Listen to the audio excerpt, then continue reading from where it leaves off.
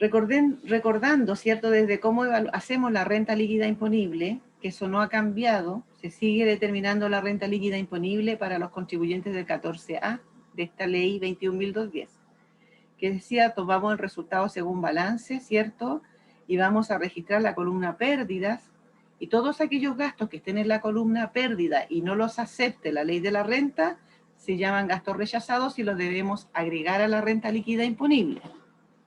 Me interrumpen cuando tengan dudas, ¿ya? Entonces, empezamos a revisar las partidas, tenemos sueldo, ok, le ponemos un victo, lo aceptamos, la ley lo acepta como un gasto, ¿cierto? Tenemos gastos de automóviles, supongamos que la ley no lo acepta a menos que esté autorizado por la dirección, ¿cierto? Entonces el gasto rechazado, no lo acepta, es un gasto rechazado, lo agrego a mi renta líquida imponible.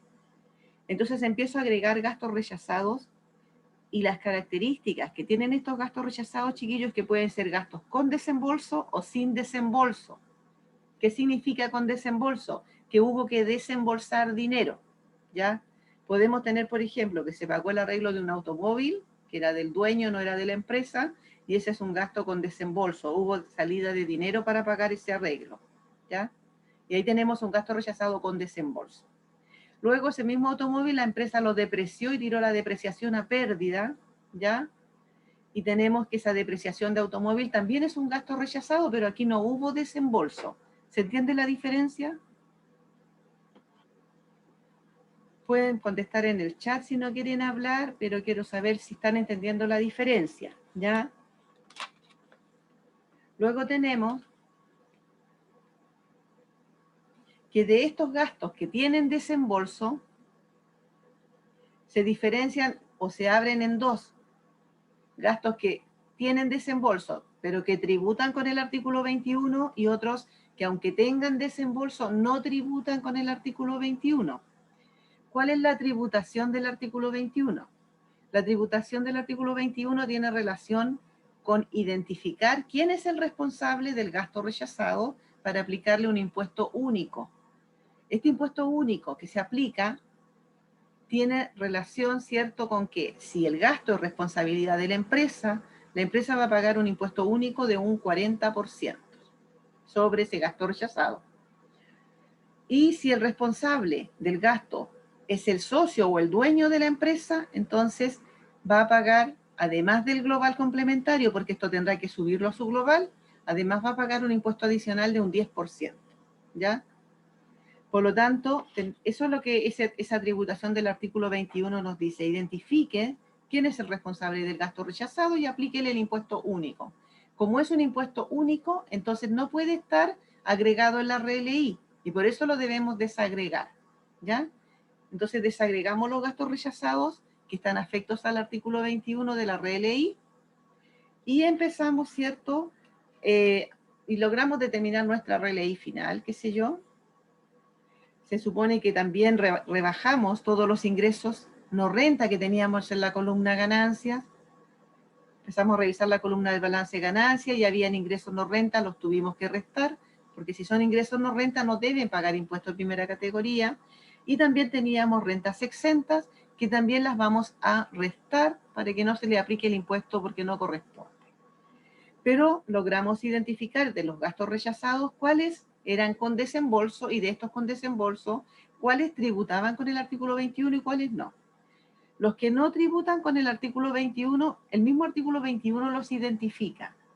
Por ejemplo, es el impuesto a la renta. El impuesto a la renta es un gasto rechazado. Hay que agregarlo a la RLI. El impuesto único del artículo 21 que se pagó el año anterior también es un gasto rechazado. Hay que agregarlo a la RLI. Pero la misma ley dice, estos gastos no se van a afectar con el artículo 21, o sea, no les vamos a aplicar impuesto, ¿ya? O sea, le vamos a dejar, no le vamos a aplicar impuesto del artículo 21, porque al dejarlos en la RLI agregados y no desagregarlos, van a pagar el impuesto de primera categoría, ¿ya? ¿Qué características tienen estos gastos rechazados que tributan? Es que tienen que tener desembolso. Si no hay desembolso, no tributan, ¿ya? Por ejemplo, en diciembre se provisionó el gasto de un automóvil porque no se pagó en enero, ¿ya? El gasto se reconoció en diciembre Está puesto como gasto de automóvil en la columna gastos, pero se provisionó, ¿cierto?, en diciembre y se paga en enero del otro año. Por lo tanto, cuando determinamos nuestra renta líquida imponible, lo vemos en la columna pérdida como gasto de automóvil, lo reconocemos como un gasto rechazado, lo agregamos a la RLI, pero cuando hay que desagregar, como no tiene desembolso, no lo puedo desagregar, ¿ya? La depreciación del automóvil no tiene desembolso, no la puedo desagregar tampoco. Entonces, no puedo aplicarle el impuesto del artículo 21 en esta renta que estoy haciendo, porque no se pagó el gasto, está provisionado. Tengo que dejar una notita en mi libro, en mi registro tributario, de manera que el próximo año, ¿ya?, voy a hacerlo tributar con el artículo 21 y lo voy a restar de la RLI, porque este año lo dejé sumando a la RLI. ¿Se fijan? Ahí voy a hacer el ajuste. Bueno, no va a ser tan rebuscada, no les voy a poner algo tan rebuscado en la prueba, pero tengo la importancia que quiero que entiendan, ¿cierto?, que tiene que haber desembolso para aplicar el artículo 21. ¿Ya? Hay un gasto sin documento, entonces buscamos, ese es un gasto rechazado afecto al artículo 21. Primero, es un gasto rechazado que voy a agregar a la RLI porque forma parte del 33 número 1. Entonces tengo que agregarlo a la RLI. Luego lo identifico como un gasto con desembolso que tributa con el artículo 21.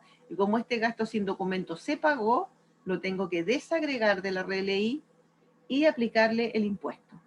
Ahí identifico quién es el responsable, la empresa. Si la empresa lo ocupa para cobrar, por ejemplo, lo usan todos, entonces la empresa va a pagar el 40% sobre el gasto de automóvil.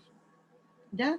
Y lo desagregué de la RLI. O sea, no se le aplicó el impuesto de primera categoría, solo el impuesto del artículo 21. ¿Por qué? Porque este impuesto es único, dice impuesto único del artículo 21. Ahora, si este gasto no fuera responsabilidad de la empresa, hubiera sido un gasto pagado, ¿cierto? Este gasto de automóvil, porque tiene que ser pagado para que tribute, y es la responsabilidad del socio, de uno de los socios, en ese caso, ese socio tiene que, a su renta personal, donde van a ir sus retiros, ¿cierto? O si tiene dividendos que percibió de otro lado, si tiene honorarios, o si tiene sueldo, etcétera, lo va a ir armando en su renta, todos sus ingresos, va a tener que agregar, hay una fila que dice gastos rechazados, va a tener que agregar aquí este gasto de automóvil, ¿cierto?, que era su responsabilidad, y lo va a hacer tributar en el global complementario, ¿ya? Va a elevar, por lo tanto, la base imponible del global, va a pagar un global más alto, un impuesto global complementario más alto. Y además, el artículo 21 le dice que debe agregar una tasa de un 10% adicional. O sea, toma este gasto rechazado, supongamos que eran 3 millones, y le dice el 10% son 300.000, y agrega esta tasa adicional del 10%, 300.000 a pagar, aparte del impuesto global complementario. Esa es la tributación del artículo 21. ¿Dudas hasta ahí?